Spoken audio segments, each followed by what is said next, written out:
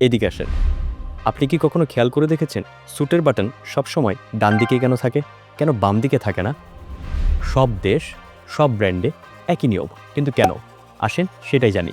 Welcome to Fit Elegance presents sense of fashion. এই নিয়মটা এসেছে অনেক পুরনো সময় থেকে, যখন স্যুট শুধুমাত্র একটা পোশাক ছিল না, ছিল অভ্যাস এবং অনুশীলনের ফলাফল। ইতিহাস অনুযায়ী পুরুষদের বেশিরভাগই ছিল রাইট হ্যান্ডেড, আর যুদ্ধের সময় তারা শরীরের বাম পাশে তলোয়ার রাখত। তাই বাম হাত দিয়ে স্যুটের কাপড় সরিয়ে ডান হাত দিয়ে দ্রুত তলোয়ার বের করাটা দরকার ছিল। যদি বোতাম বাম দিকে থাকতো, তাহলে তলোয়ার বের করতে গিয়ে কাপড়ে আটকে যাওয়ার ঝুঁকি থাকত।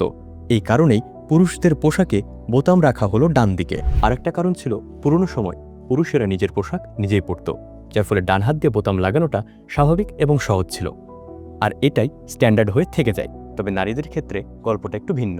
পুরনো দিনে উচ্চবিত্ত নারীরা নিজেরা পোশাক পরতেন না, তাদের সাহায্য করত পরিচারিকা। যেহেতু পরিচারিকারা বেশিরভাগই রাইট হ্যান্ডেড, তাই সামনে দাঁড়িয়ে থাকা নারীর পোশাকের বোতাম বাম দিকে থাকলে লাগানো সহজ হতো। এছাড়াও তখন অনেক নারী ঘোড়ায় চড়তেন একপাশে বসে। বোতাম বাম দিকে থাকলে বাতাস কম ঢুকত, শীতও কম লাগত। সময় বদলেছে, এখন যুদ্ধ নেই, ঘোড়া নেই, এমনকি পরিচারিকাও নেই, কিন্তু নিয়মটা ঠিকই রয়ে গেছে। কারণ ফ্যাশনে সবকিছু শুধু সুবিধার জন্য হয় না, কিছু ট্র্যাডিশন বলেও থাকে। আজকে আপনি যদি উল্টা বাটন দেখেন, তাহলে নিজেও অস্বস্তি ফিল করবেন। কেন? কারণ আমাদের চোখ অভ্যস্ত হয়ে গেছে এই ব্যালেন্সে।